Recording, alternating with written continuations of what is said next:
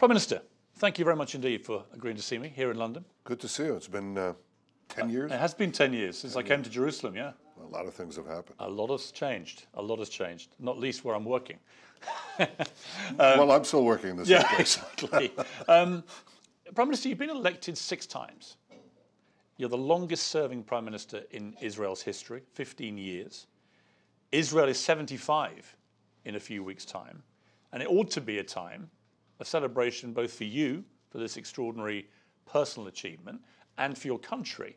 But instead, Israel is in turmoil at the moment, facing what some fear could turn out to be civil war.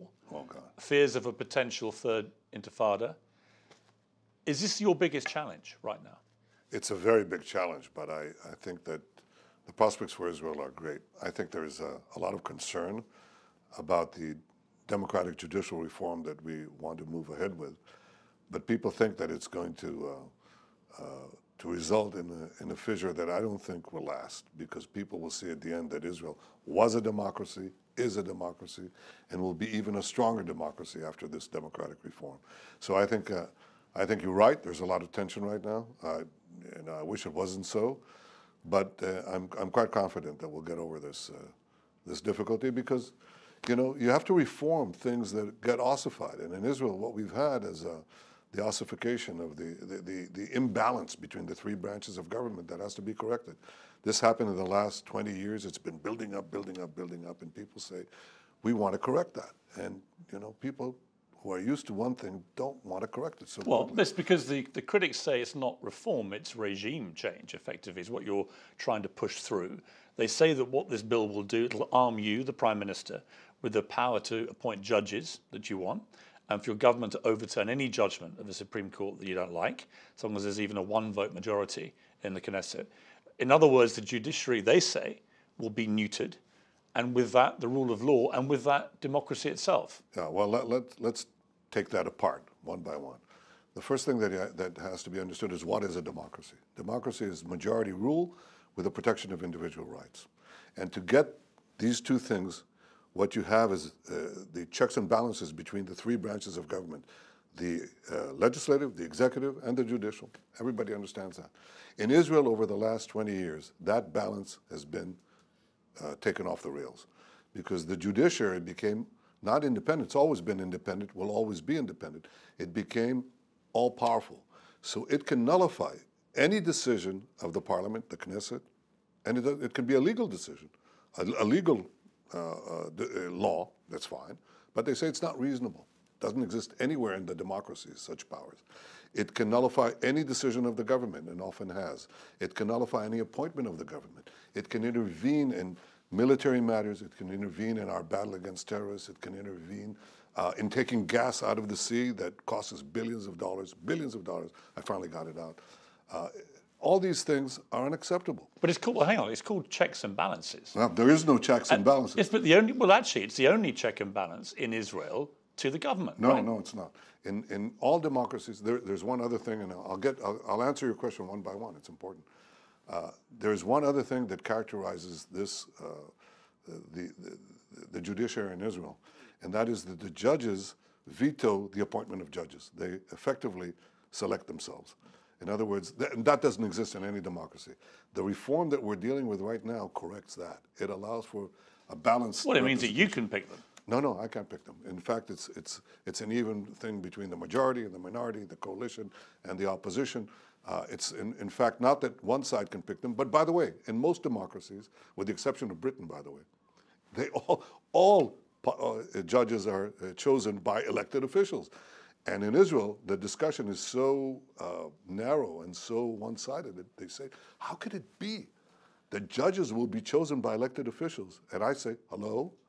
This is what is being done in every democracy. But why is someone like you, who's always been such a staunch defender of an independent judiciary in Israel, why take a move that even some of your close colleagues and supporters say is a step too far in infringing on that independence? I absolutely will always defend the independence of the judiciary. And the way that's achieved in all the democracies in which judges are appointed by elected officials. In America, for example, who picks the judges? The Politicians. The president. The politicians then have to affirm. By the way, that's replicated more or less in most of the democracies in one way or the other. Well, how are the judges independent? They're independent because once they're there either until retirement or until life. And that's what happened in the United States just now. I mean, the former president chose some very strong conservative judges, and the first opportunity, they voted against them because they're independent. So the independence of the judiciary will always be maintained. I think that the important thing to understand... But that's not how people are seeing this.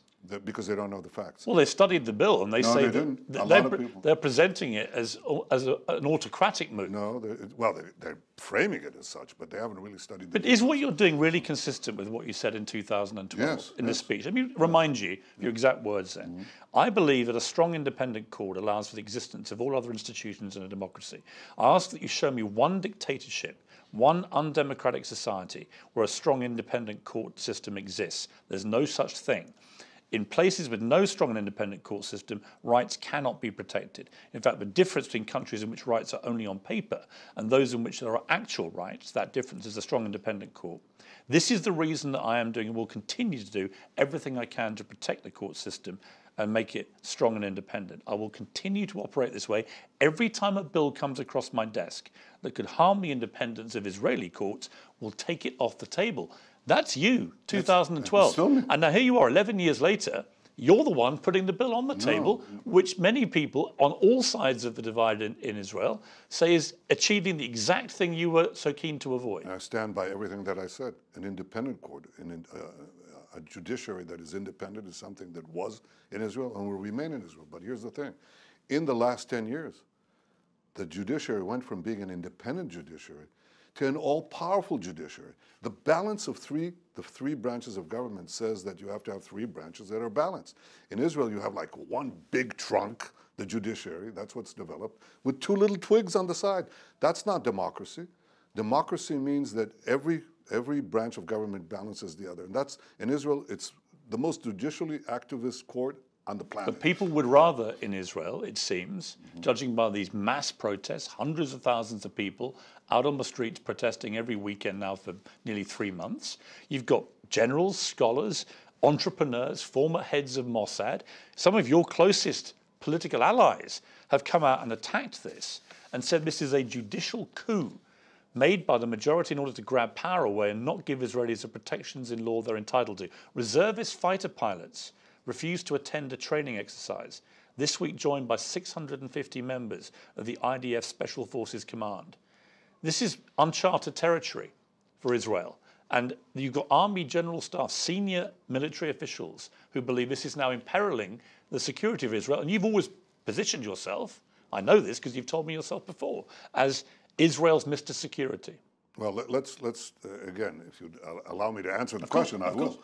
Okay, so the first thing is, I think balancing the judicial, having the judges not select themselves, which is what this bill is about, does not only weaken democracy, it strengthens democracy, because in all other democracies, with the exception of the UK, and there may be one more exception, the judges do not choose themselves, the elected officials do. And that's what this bill does, and I think it's right. On the other hand, there is one consideration that the critics and the opponents of this judicial reform raise, and I think it's a valid concern, and that is you want to go from one extreme to the center. You don't want the pendulum to swing to the other side, where the Knesset, our parliament, can nullify any decision of the Supreme Court. And I think that requires a balance. I agree with that. So it has to be in the center. So you are going to rein back then on this current proposal? Yes, I said that. How significantly?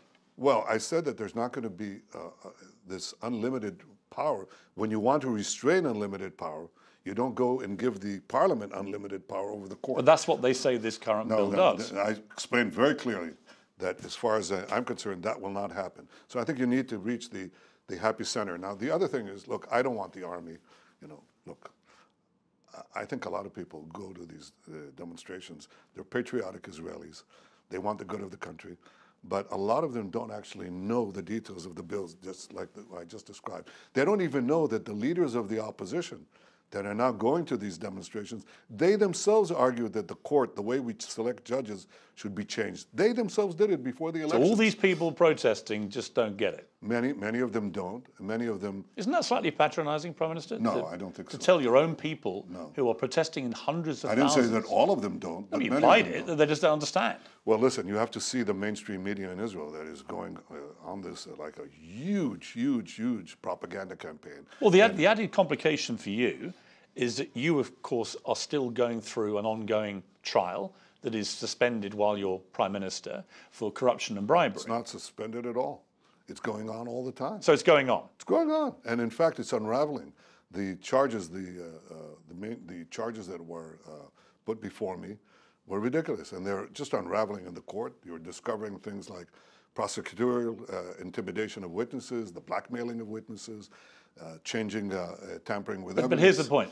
So all of that is coming out, and Brother, that will be dealt with in the trial. The judges that are going to decide this case have already been selected. They will not be affected by this legal reform. Here's the point I was going to make, is twofold. One, the Attorney General, Gali Baharav Miara, says you've broken the law by directly involving yourself in an overhaul of the judiciary when you're facing an ongoing corruption trial. She said it was illegal and tainted by a conflict of interest. That's completely false. I maintain the same conflict of interest restraints, and I'm abiding by every consideration. That my case is not going to be affected by this legal reform one iota. But what happened? But to insist, I am the Prime Minister of Israel. Israel is going through the most acute crisis in many years. You yourself said how important it is. To say that the Prime Minister of Israel cannot deal with something to try to bring a resolution to this crisis, cannot speak about it, cannot try to resolve this issue, cannot take care of the security of the country, which you yourself say may be impacted by this. This is absurd. If it was an opposition leader who was in power, who was going through a corruption and bribery trial, I don't think you'd have the same view. I think you would exactly you'd say there's a clear conflict of interest here. I'd say no, there isn't, because the trial or my legal proceedings are completely unaffected by this reform. So the Attorney General, I mean, if the statement is that you've broken the law, you're saying as Prime Minister of Israel, the Attorney General's wrong about the law. Well, of course I'm saying it. I said it openly, and it's not a question. We have a disagreement on that. And in fact, that's going to be brought up in court proceedings. I think it's wrong. I think I, as Prime Minister of Israel, have a responsibility to see if I can somehow bring a conclusion to this impasse, somehow bring a resolution so we have responsible judicial democratic reform and at the same time keep the country together. Who's going to do that if not the Prime Minister? Yeah, but your point is that the judiciary has got too much power. Yeah. But what you want to do, and this is again from your critics, and there are a lot of them, and again to repeat, they're not just people on the opposition. This is, you know, the voices across the divide here on this. They say what you're pushing for is a form of autocratic rule, where the one remaining check and balance on your power as Prime Minister is just evaporated, and you ultimately can then determine judge selection, you can determine what laws you pass or don't pass. You become the overriding autocratic leader, as they have in many countries where there are genuine autocracies, of the kind that you talked about in 2012 in that speech. You keep repeating these shibboleths and these absurdities. I made Israel the most liberal country, among the most liberal countries on the planet. I liberalized its economy, turned it from a straight jacketed socialist economy to a free market economy that benefited the entire people. I brought in investments into the Arab sector more than all the previous governments combined. I'm very proud of the fact that the leader of the gay cell in the Likud, my party, I nominated to be the Speaker of the Knesset, the third highest position in the country. And he was elected not because he's gay, he was elected because he's very good. But that's the liberal position that I've always espoused and espouse now. To try to paint me as some third world autocrat is ridiculous. I believe in the balance. I'm a classic Democrat with a small d. I don't want to get into trouble with my American friends. But I'm a classic believer in the balance between the three branches of government. That's what ensures democracy, and it's been thrown off balance in Israel. We have to bring it back. It will not give any power. I do not select. What happens when the I do not select the judges. In fact, they'll be selected by a composite committee. It's not important right now, but majorities, minorities, they all have their place in there. So this is complete falsehood. But what are the concessions you're going to make from the current bill to appease those who say what you're doing is taking it from one extreme pendulum in your eyes to another? The most important thing is indeed to restrain the power of the parliament to strike down any decisions that the Supreme Court makes. I think the Supreme Court deserves its place under the sun, its powers, but it just has to be, there are no checks and balances right now in Supreme Court power. So you want to get some checks and balances on that, but you don't want to eliminate checks and balances on the But you want to stop the Supreme Court from interfering in any... No. It's called against basic laws, which form the constitutional framework, if you will. But you don't have a constitution, do you? No. Well, the Supreme Court argues that we do already. The former Supreme Court president said that the basic laws that have been enacted form a constitutional framework. So in any case, those laws, in my opinion, have to be protected. The Supreme Court can't challenge them, but it can challenge other laws. And the question is, what is the majority that is required in the Supreme Court to strike down a law? I won't get into the weeds of what they're going to do, surely, the Supreme Court, they will try and strike down this. So what do you do as the Prime Minister that wants to do this if the Supreme Court exercises what it believes to be its right to strike down your bill? Well, I think that it's never happened before that the Supreme Court strikes down basic law. This is a basic law. And I don't think they're about to do it, and I hope they won't. They've never had such a direct attack on their authority. It's not. Well, then the question is, should they be able to judge that? That's a question. Well, it seems that the people of Israel who are protesting every week and all these eminent people who are commenting about this, they prefer the current situation to one where the power moves to the Prime Minister. It doesn't move to the Prime Minister. It's got nothing to do with it. The Prime Minister gets no power. To politicians. Yeah. Well, then you have to ask yourself, if that were the case, I don't see any democracy that has such extreme powers of the Supreme Court as in Israel. There's no such democracy. So are they not democracies? Are they dictatorships? Of course not. They're perfect. When you are trying to take some power away from any branch of government, and in this case from the judiciary, they don't want to take it away. Right now you have a situation where 15 unelected members of the Supreme Court effectively govern Israel. They can decide things that affect our military, our economy, our foreign relations, our battle with terrorism. Is that right? Is that democratic? No, it's not democratic. You want to correct it. Israel is democratic in the sense that you vote for a government, but when you vote for a government, you want that government to govern. Right now, the powers of that government to govern are severely restricted by a Supreme Court that has more powers than in any other democracy on earth. You don't say that those other democracies are somehow tainted, are somehow not democratic because they have a better balance of power. And trying to balance it is difficult. I grant you that. You can see how difficult it is. Right. I don't deny it. And I understand the concerns of those who are genuinely worried about the future of Israel, but so am I. And I would not let Israel become less democratic. I want it to be more democratic. But you've always been a politician, it strikes me, who's got an instinct for what the people are thinking. You must be aware the scale of this is like nothing you've ever had to deal with in any of your terms of office, any Israeli Prime Minister. This is unprecedented for you. And there comes a point when if you're just going to keep pushing up against this gigantic, ever-growing hill of opposition, including members of your own government who've said you should stop this and negotiate, what is your response to that? Well, I was the first one to call for negotiations, even though I was in a curious position, because they told me you can't deal with the actual workings of the bill, so I didn't. I actually didn't. But I did call on the opposition to join the coalition, the government, to discuss reaching some kind of compromise. And I've called for 3 months, and they haven't come. So you ask yourself, and when they say, let's halt it, I say, you just wasted 3 months. Why don't you come in and talk? Get into the room, start saying what your concerns are, like the ones you raised here.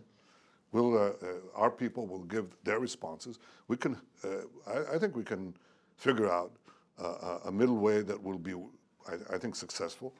By the way, I still hope that will happen. Remember that the bill that is now in Parliament as we speak is one component, just one component. It really deals only with the selection of. But you know how big this is blown. You went to see Rishi Sunak, British Prime Minister, yesterday, and in their readout of your meeting, it spoke about the desire to save Israeli democracy. Curiously, in yours, I'll read the exact wording, it said the importance of upholding the democratic values that underpin our relationship, including in the proposed judicial reforms in Israel. But in the statement from your office, didn't mention that. Why? Well, because we spoke for about an hour, and the Prime Minister indeed raised that issue. Prime Minister Rishi, it was there's a debate in my team whether it was 45 seconds or 47 seconds out of the hour. So yes, he did raise it. You're quite right. I don't deny it, but I think it's become a perfunctory thing. You sort of have to say it because people are pressing. There are BDS people that are pressing it. It's become a political hot potato in Israel. So the opponents have their supporters here, and they're pressing on the various governments. I understand that. And look, people don't necessarily get into the details of it, but I do. But the American president has also said the same thing, Joe Biden. Yes. He's also said that to you. Yeah, sure. I spoke to him the other day on the phone. But and what did he say to you? Well, first of all, we spoke about Iran, as you could Of course, imagine. and I'll come to that. And a lot. But he raised that, and I assured him what I assured you, that Israel is and will remain a democracy. It's a worrying time for Israel with America because for the first time in polling history, a majority of Democrats in America now have more sympathy for Palestinians than they do for Israelis. There's been an 11-point swing in the last year alone. That must concern you. And what also must concern you, more people aged 18 to 29 now view more sympathy with Palestinians than they do Israelis. What's your response to that? Well, I think I've looked at other polls, but you can never deny that the alliance between Israel and America takes the majority of Americans to support Israel, and they do. They do consistently. But that's got to concern you, hasn't it? That poll. You look at it and you say one thing. America is changing not vis-a-vis Israel. America is changing vis-a-vis America. But one of the reasons and you've often said that. Well, yeah. Yes, but America is changing vis-a-vis America, and therefore it changes vis-a-vis Israel. But I think the main bulk of the American public, by the way, across the political spectrum, a wide berth of the political spectrum, support Israel because they see Israel as representing the values. Right, but not Democrat supporters, and nor the young ones, 18 to 29. Well, there's a question of where that goes and whether this pendulum doesn't swing back. One of the reasons is they cite a lot of them apparently your very close relationship with Donald Trump. They think that you really pivoted to him. You described him as the greatest friend Israel's ever had in the White House. I said Israel had no greater friend in the White House. That's true, because he did some very good things. He moved the embassy to Jerusalem, recognized Jerusalem as our capital, recognized our sovereignty in the Golan Heights, and went out of this disastrous Iran deal, nuclear deal that would have paved Iran's path with gold to nuclear weapons. So yes, I appreciate it. But I always approach American presidents, whether it's Did you take sides too much with Trump? Not at all. I never took sides. Did you align yourself too much? I didn't align myself with anyone. I didn't come in as a Republican or a Democrat. I came in as an Israeli. And I have close friends among both sides of the aisle. Joe Biden, with whom I often disagree. By the way, I disagreed with Trump too. I tried to tell him we should go to... Well, he wasn't happy when you tweeted your congratulations to President Biden on winning the election. Maybe not. But what I... Well, he was extremely... If you don't mind me, I don't want to use a profanity in front of you, but he was heard on tape saying that it was the ultimate betrayal. He hadn't spoken to you since, and bleep him, he said about you. He then added, Bibi is Bibi. Bibi didn't want to make peace, never did. Right. Well, I did, actually. With his help, we made a breakthrough peace, the Abraham Accords with 4 Arab states. It's a turning point in history. And if I came back, it's to do 2 things. Came back into office because, as you know, it's not walking in a rose garden to be the Prime Minister of Israel at any time, and especially this time. The reason I came back is to do 2 things. 1, block Iran's quest for nuclear weapons that aims to destroy my country and threaten every other country. And the second thing is to expand the historic Abraham Accords, the peace accords, and end the Arab-Israeli conflict. And I believe that I can do both. And that's what I'm here for. But look, I've dealt with presidents. Have you spoken to Donald Trump since then? He wrote me a note. What did he say? He congratulated me on my victory. Did he? Yeah. So have you made peace? Have you spoken on the phone? I never made war. I mean, he might be back in the White House. I've always, look, I have to tell you, Joe Biden has been a personal friend for over 40 years, and I've disagreed with him. Donald Trump has been a great friend, and I've often disagreed with him. Not often, but sometimes. And the same happened with other American presidents. I represent the people of Israel, a people who for 3,000 years, actually 3,500 years, is trying to survive and revive itself in our ancient homeland, and we did. It doesn't go without problems, as you can see. It doesn't go without debate. Israel is fiercely democratic, fierce debates. But I believe that my mission is to assure that Israel is sufficiently strong militarily, economically, diplomatically, to defend itself against the likes of Iran. How did you feel when... They want to wipe us off the planet. I'm going to come to Iran in one moment. How did you feel about Donald Trump having dinner with Kanye West and the white supremacist Nick Fuentes? That was horrible. Two people who spewed a lot of anti-Semitic I thought stuff. it was horrible, and I said so. I think it's a big mistake. It's wrong. It's wrong from every point of view. How damaging is it when someone with Kanye West's following suddenly seems to go rogue anti-Semitic in the way that he did?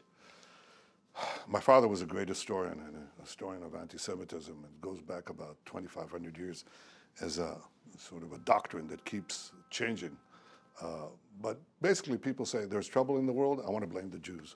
We have a setback here or a setback there, blame the Jews. The communists say the Jews are the capitalists say the Jews are the communists, blame the Jews. So, you know, that's a deep-seated pattern. It should not be countenanced, it should not be accepted, it should be rebuked and condemned, and that's what I do. And I don't care where it comes from or from whom. Let's talk about Ukraine briefly, if we may. I interviewed Governor Ron DeSantis, the Florida governor, a few days ago, and he said that Vladimir Putin is a war criminal and should be held account for his crimes. Do you share that view? Well, I think that I share the view that the Ukraine war is a horrible, horrible tragedy, that it should be, if I can do anything to help stop it, I will. And I'll refrain from saying more because I might be in a position to help stop it one day. And have you been asked to, I know you were asked at the start to try and mediate perhaps. Have you been asked again? I haven't been asked officially, but I received unofficial approaches from,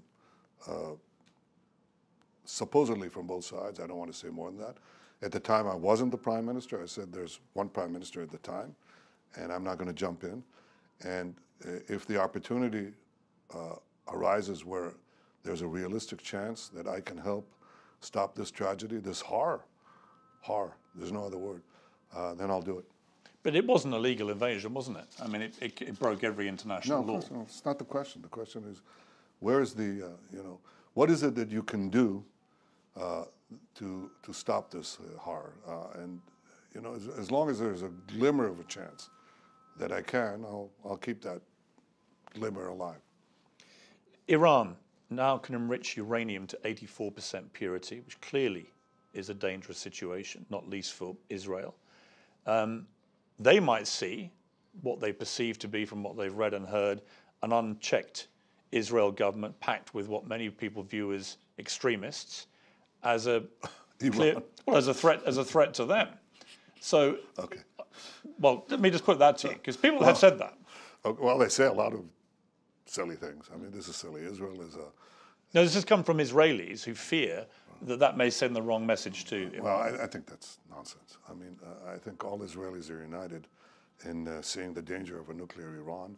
All Israelis understand that, at least I understand that it's my responsibility as the leader of the one and only Jewish state, which Iran calls for its annihilation, to do everything in our power to stop it. And Iran should know that I and Israel will do everything we can to stop it. It's got nothing to do with the composition of the government.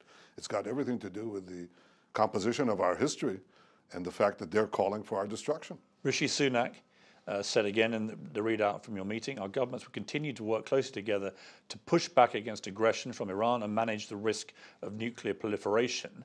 But in reality, what can someone like Rishi Sunak on behalf of Britain do to help you in this situation? I think, first of all, it's important to say it. I think it's important also to apply economic pressures. I think the combination of crippling economic sanctions and a credible military threat can hold back Iran's nuclear ambitions. I don't think without a credible military threat, you're not going to stop Iran, just as the only thing that stopped Saddam Hussein was a credible military action on our part. The only thing that stopped Syria, Hafiz Assad, or rather Bashar Assad, from developing nuclear weapons is a credible military action on our part.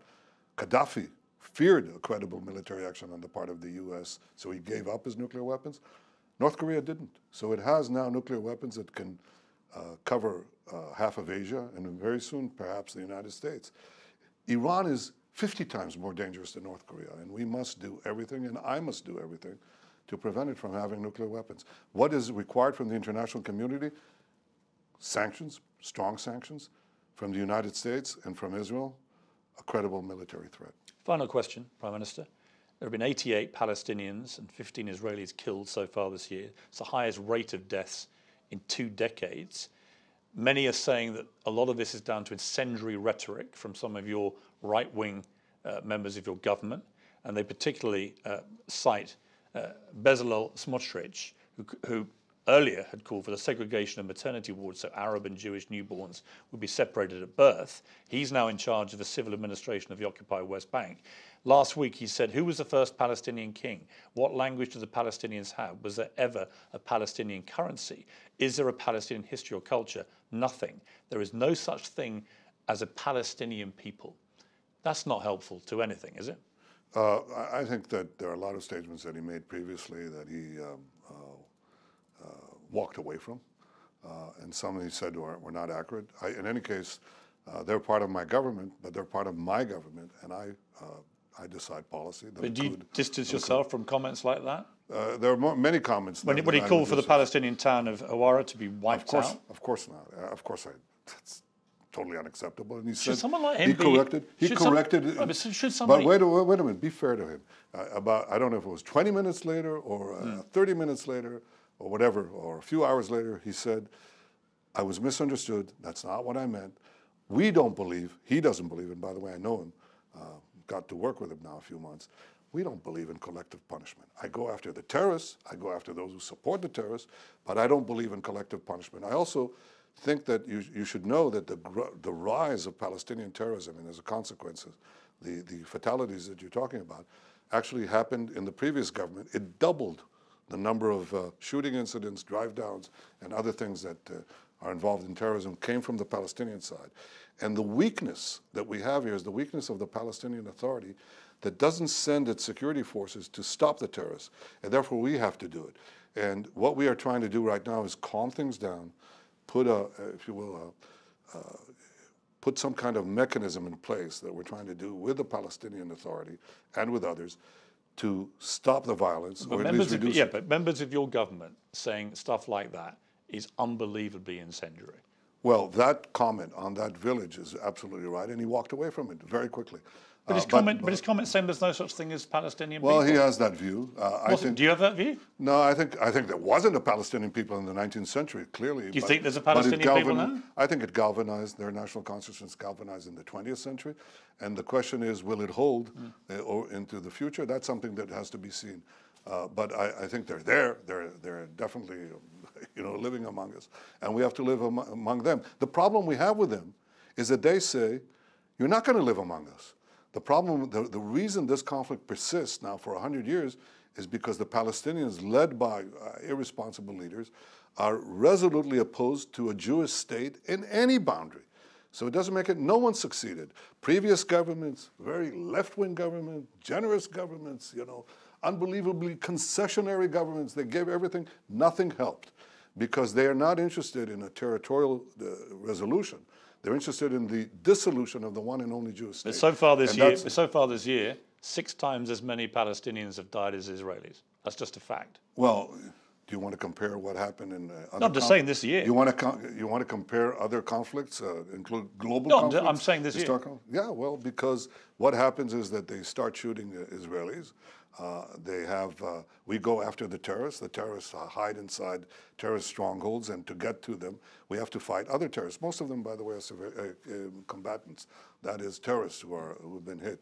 But in the crossfire that is there, I wouldn't judge the justice of a battle by the number of casualties on either side, because you'd be in very, very shaky historical ground.